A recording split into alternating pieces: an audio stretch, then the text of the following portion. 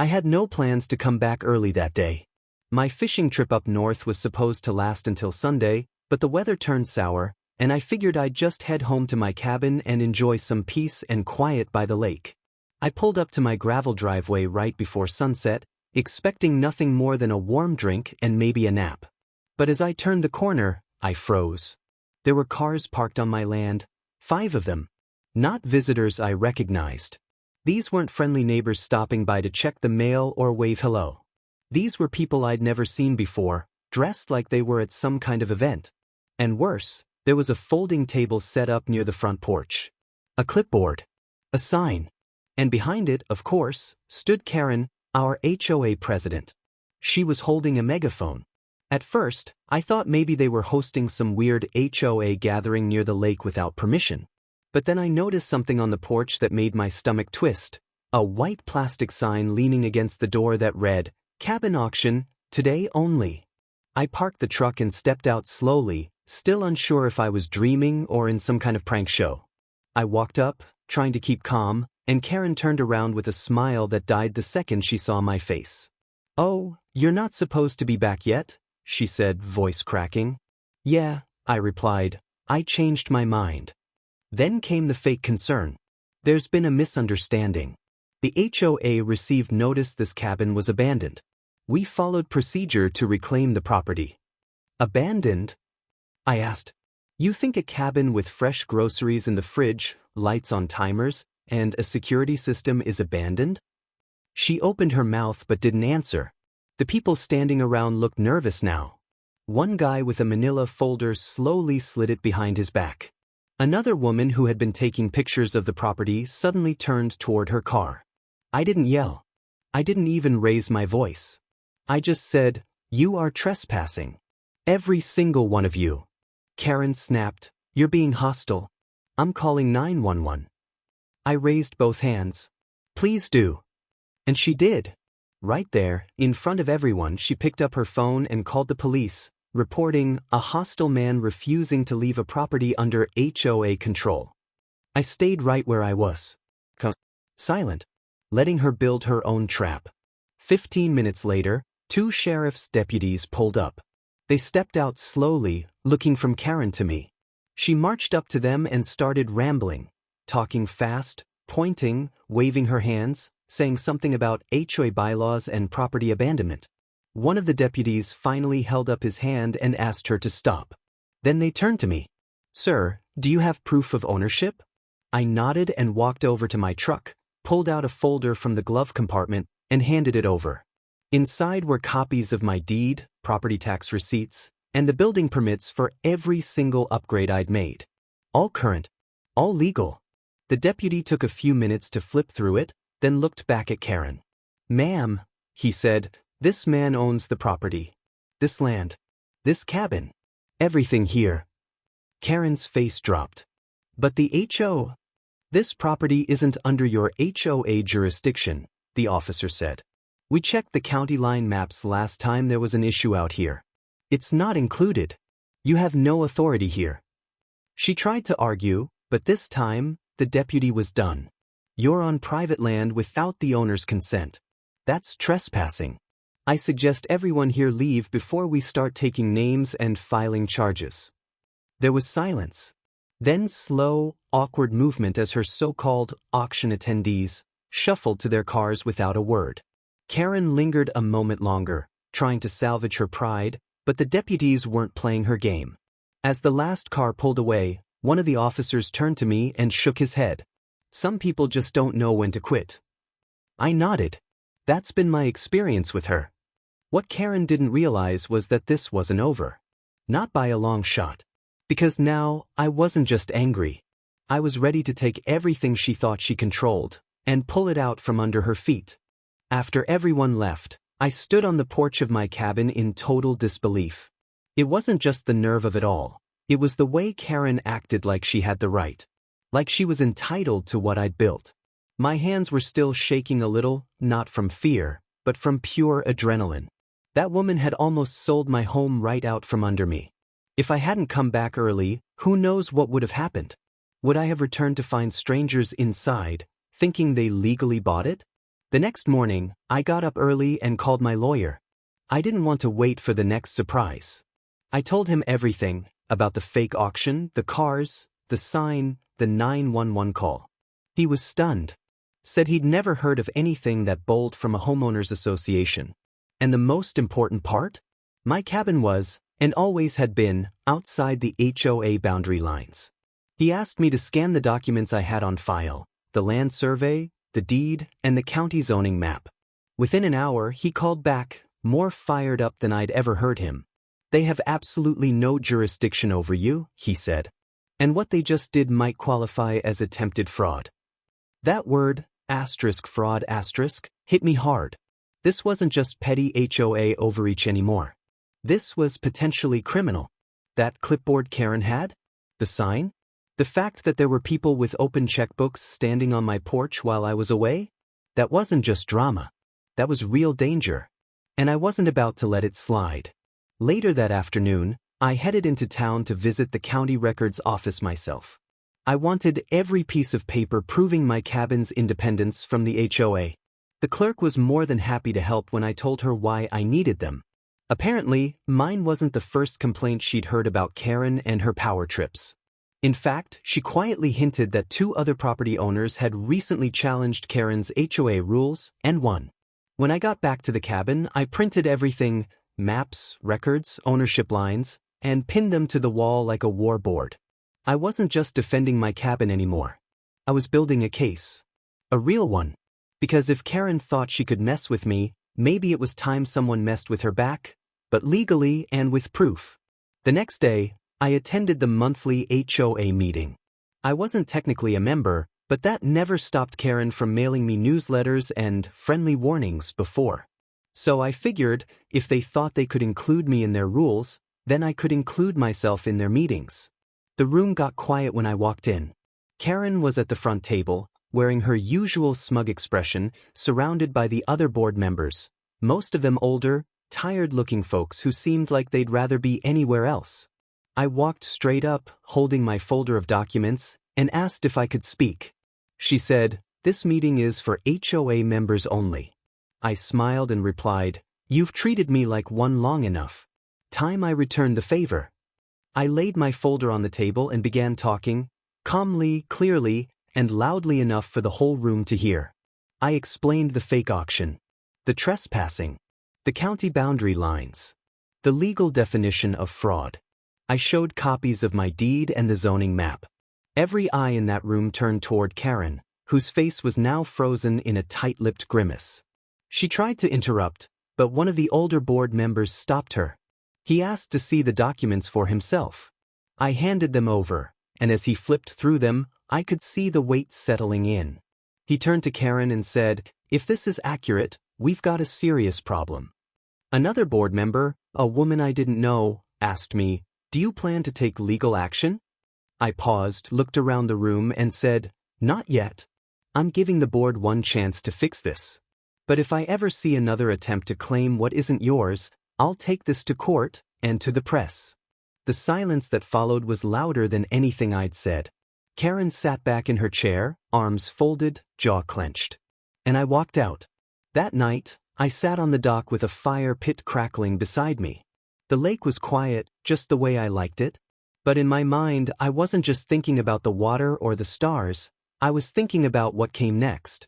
Because this wasn't over. Not until that HOA was done for good. The next few days were quiet on the surface, but I knew Karen was stewing behind the scenes. I didn't get any new letters, no surprise visits, and no odd cars parked by the road. But I also knew better than to trust the silence. People like her don't back down. They lay low until they think no one's looking. So while she kept her head down, I started digging. I wasn't just interested in protecting myself anymore. I wanted to know how deep this HOA nonsense really went. I wanted to know how someone like Karen could nearly auction off a cabin that wasn't even under her control. The first thing I did was contact a few neighbors. Most of them were polite but distant. You could tell they were tired of the drama. But one man, Steve, an older guy who'd lived in the area longer than I had, invited me over for coffee. And that conversation changed everything. Steve told me he remembered when the HOA first formed. It started with good intentions. Keeping the community clean, maintaining the private road, simple stuff like that. But over time, it shifted. Karen joined the board about 3 years ago and slowly started rewriting things. She pushed through new bylaws when hardly anyone showed up to meetings. She added fees, created rules about yard, presentation, and dock length. Steve said most of the community didn't even realize what they'd signed up for until it was too late. And then he told me something I didn't expect. She tried to fine me once, he said, because I had a flagpole that was 2 feet too tall. I told her to go measure it herself. She showed up with a ladder. We both laughed, but it wasn't really funny. It was just absurd. And it proved what I already suspected. Karen was power drunk. And she had no idea when to stop. I went home after that and started putting together a timeline. Every document she'd sent me. Every neighbor's story. Every time she'd overstepped her supposed authority. I printed out emails, highlighted key lines, and built a binder thicker than a phone book. I even found an old HOA meeting recording online where Karen stated, on video, that all lakeside properties fell under HOA control. The problem was, she had no legal basis for that claim. Then I started researching the process to dissolve an HOA. It turns out, it's not as impossible as people think. It depends on the bylaws, the vote requirements, and the structure of the board. And in our case, with a few loopholes, the power still rested with the community. If enough members voted to remove the board and dissolve the charter, it could be done. But that meant I had to get people on my side, and fast. So I made copies of my binder and slid one into the mailbox of every property owner in the neighborhood. No threats. No dramatic letters. Just a short note. If you've ever felt bullied by this HOA, you're not alone. I've compiled everything you need to see how they've overstepped. If you want to talk, I'll be at my cabin dock every evening this week. Asterisk your neighbor. I didn't expect much. Maybe a few curious folks. But that first night, 4 people showed up. The second night, there were 9. By the end of the week, over a dozen neighbors had gathered around my fire pit, all sharing their own Karen horror stories. Fines for wind chimes. Threats over mailbox paint. One woman even said Karen claimed her kids couldn't swim in the lake because they were being too loud. That night, we all agreed on one thing. Enough was enough. It wasn't just about me anymore. It was about everyone. The lies, the fear tactics, the control, it had gone too far. And now, with all the proof in hand and the community finally talking, we had a real shot at doing something about it. I could tell Karen sensed it too. She hadn't been seen at the walking trail. Her porch light, usually on until midnight, now went dark by 9. She was hiding. Watching. Maybe planning something. But she wasn't in charge anymore, not of the story, and definitely not of the people. Karen went quiet, but not gone. That's something I learned quickly. Just because she wasn't sending out notices or walking around like she owned the road didn't mean she wasn't working behind the scenes. I could feel it, like static in the air. Tension. People were still friendly, still signing petitions, still showing support, but everyone started locking their gates and checking their mailboxes twice. That silence didn't feel like peace, it felt like someone winding up. And then, one morning, the silence snapped. I stepped out onto my porch to grab coffee like I always do, and there it was, an envelope stuck to my front door. No stamp. No return address. Just my name, written in all caps with a thick black marker. I opened it slowly, half expecting glitter or threats or worse. But inside was just one sheet of paper, a final warning from the HO. The letter accused me of aggressive and dangerous actions against the neighborhood, said I was attempting to dissolve the HOA under false pretenses, and declared that I would be reported to County Code Enforcement for unauthorized modifications to my property. Of course, none of it was true. Every improvement I made had a permit, a receipt, and a legal signature attached. But that wasn't the point. Karen was trying one last time to scare me. I called my lawyer and sent him a picture of the letter. He called me back and laughed, not because it wasn't serious, but because it was so predictable.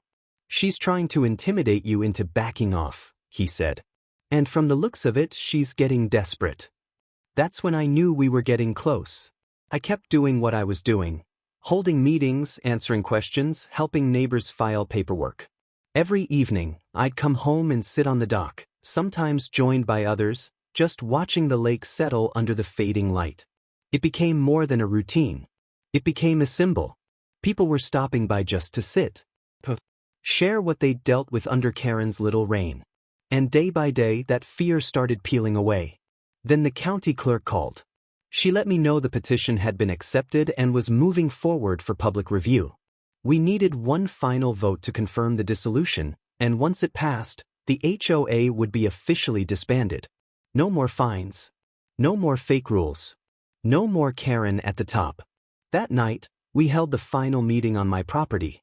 It wasn't official in the way HOAs like to make things, with their Roberts rules and printed agendas, but it was real. Honest. Dozens of people showed up. Some brought chairs. Others brought snacks. Everyone brought their vote. We didn't rush it. We talked. People stood up and shared how Karen had humiliated them, fined them, ignored them. Stories that made your jaw drop and your blood boil. One man choked up talking about how his wife stopped gardening because she was tired of being told her flower beds were too wild. A young couple said they almost sold their home because they kept getting violation notices for leaving bikes on the porch. Then it came time to vote. One by one, people raised their hands. It was unanimous. We submitted the final count the next morning. It was done. Legally, officially, permanently. The HOA was dissolved. Karen would no longer have any power to send fines, enforce fake rules, or act like queen of the lake. But here's the thing I didn't expect. I didn't feel like celebrating. I didn't pop a bottle or dance around. I just sat on the porch, watching the wind ripple across the water. It felt calm again. Balanced. Like everything that had been thrown off track was finally finding its rhythm again. Karen didn't say anything. No last words. No angry farewell email. She just stopped showing up. Her house still stood at the edge of the trail, but the porch light stayed off. Her car barely moved. Some folks said she was planning to move. Others thought she was waiting it out, hoping we'd fail. But we didn't. And in the quiet that followed, we didn't just get our neighborhood back, we got each other back. And that, more than anything, made it all worth it. About a week after the HOA officially dissolved, the tone of the neighborhood started to shift in ways I didn't fully expect. People who had once kept to themselves were now walking the trails again, waving as they passed, stopping for small talk at mailboxes, and finally breathing like they weren't being watched anymore. The air just felt different, lighter. Even the trees somehow looked more relaxed, as strange as that sounds. One evening I noticed an older couple standing at the edge of my dock. They didn't say much at first. Just watched the water. Eventually, the man turned to me and said, "We used to fish here before Karen made us take down our platform." Said it blocked the view. He chuckled, but there was sadness behind it. I invited them to sit and cast lines if they wanted. That evening, we didn't talk much. We didn't need to. Their silence told me everything. For years, folks had been shrinking their lives to avoid problems with the HOA. Now, little by little, they were reclaiming that space. Karen's house stayed quiet. The porch light never came back on. The lawn started to look unkempt, grass a little too long, flower beds untouched.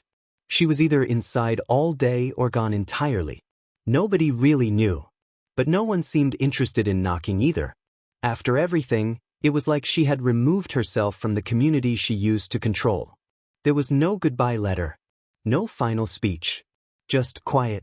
One afternoon, a county truck pulled into her driveway. A man in uniform walked up with a clipboard and left a note on the door.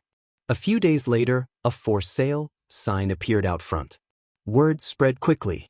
Karen was leaving. I won't lie, I expected to feel more satisfaction. But mostly, I just felt a sense of completion. Like a long, messy chapter had finally turned. The interesting thing was how nobody celebrated. No one cheered. There was no parade of lawn signs or fireworks. We were just tired. And maybe that's what real freedom feels like sometimes. Not loud. Not flashy. Just quiet relief. Around that time, I started getting mail from people outside the community. A couple of them had heard about what happened. One even said a cousin had seen a post about it on Facebook. Apparently, someone from one of our early meetings had shared parts of the story online. Not the whole thing, but enough for other people to realize they weren't alone. Some of those letters were heartbreaking. People trapped in HOA battles, losing their homes, getting fined into bankruptcy. Others were just angry. And a few were hopeful, asking how we did it, what steps we took, who we talked to. I never imagined this little lake cabin story would ripple out that far, but it did. I ended up creating a document with everything we learned, the steps we followed, the legal resources, the specific language we used in the petition. Not some polished report, just something honest and useful. I printed copies and sent them out to whoever asked. I figured if our mess could help even one more neighborhood take back their voice, it was worth it. One day, a neighbor who'd never said much before came by with a covered dish. She looked nervous and said, "I wasn't brave enough to help before. I thought if I stayed quiet, it would all just blow over." I told her, "It's never too late to be part of the good side of the story." She smiled, handed me the dish, and we sat on the porch for a while, just watching the trees sway. I didn't ask what was in the dish. I didn't need to. The fact that she brought it was enough. That's how the neighborhood started to heal, not with big speeches or banners, but with small acts like that. A wave. A conversation. A shared meal. People had been so used to living under rules they never agreed to that they forgot what community actually felt like. Now, every step forward was like waking up from a long, strange dream. The dock became more than mine again. It was a gathering place. Kids ran along the shore again. Someone even floated a small raft onto the lake, playing music low and soft as the sun went down. Nobody told them to stop. Nobody filed a complaint. And I just sat there watching it all return, one moment at a time. A few days after the for sale sign went up in Karen's yard, something strange happened. I was trimming back some brush near the edge of my driveway when a white SUV slowly rolled past. I didn't think much of it at first. It wasn't unusual for people to drive through the area, especially with word getting out about Karen moving and the HOA dissolving. But this car didn't just drive by, it stopped. The window rolled down, and a man in a sharp blue suit leaned out with sunglasses and a clipboard. He called out, "Excuse me, are you the property owner?" I wiped my hands and nodded, a bit cautious. "Yes. Can I help you?" He introduced himself as a real estate agent. Said he was representing a potential buyer looking into new investment opportunities around the lake. I immediately knew what that meant. He wasn't just here for Karen's lot. He was sniffing around the whole area. He started asking questions about the neighborhood. How strict the HOA was. What amenities the area had. I couldn't help but grin. "There is no HOA," I said plainly. He raised an eyebrow. "Oh, when did that happen?" I crossed my arms and gave him a look that made it clear I wasn't interested in dancing around the subject. "We voted. Legally dissolved it. The board stepped down. It's done." He paused and made a quick note on his clipboard. "And how do you feel about that?" That question caught me off guard. I stared at him for a second, then replied, "I feel like I can breathe again." He gave a polite smile, but I could see the wheels turning. Investors hate unpredictability. And without an HOA, this area suddenly became less attractive to people looking to flip lots and install cookie-cutter lakeside rentals. But that wasn't what this community was built for. After he drove off, I walked back down to the dock and sat for a while, trying to think through what might come next. With the HOA gone, a lot of us had assumed things would go back to the way they were before. But that wasn't completely true. Without Karen pushing people around, we were finally free, but that also meant we were responsible now. If something broke, if a tree fell over the trail, if the road flooded, there was no board to complain to, no dues to cover it. And honestly, that felt right. People had already started stepping up. Just the other day, I saw two neighbors repairing the wooden bridge that led to the hiking path. No announcement. No permission slip. They just did it. Another family repainted the old neighborhood sign that hadn't been touched in 5 years. Someone even cleaned up the abandoned trailhead bench and replaced a missing board. Bit by bit, folks were reclaiming this place, not for rules or control, but because they cared. I realized something important during all this. When fear and pressure are taken out of the equation, people don't fall apart. They come together. We didn't need Karen's HO. We never did. What we needed was respect, connection, and the freedom to take care of what mattered on our own terms. That weekend, a few of us organized a community potluck. We didn't have a newsletter to advertise it. Just word of mouth, a few text chains, and some hand-painted signs nailed to posts. We set up tables near the lake, brought out grills, lawn chairs, homemade pies, and lemonade coolers. And people showed up. Not just the ones who had been vocal through the whole HMS, but also the quiet ones. The folks who used to keep their blinds shut and their heads down. Kids were running barefoot through the grass. Dogs were barking happily from the shoreline. Music played low from someone's Bluetooth speaker. And for the first time in a long time, nobody looked over their shoulder. Nobody worried about a fine or a letter or a knock on the door. I looked around and realized we weren't just celebrating the end of the HOA. We were building something better, something real. It didn't have bylaws or dues. It didn't require signatures or board meetings. It was simple. And it was strong. People helping people. Neighbors acting like neighbors again. As the sun dipped low and golden light danced across the water, I sat back in my chair and took it all in. No HO. No threats. No fear. Just freedom, fellowship, and the sound of laughter echoing across the lake.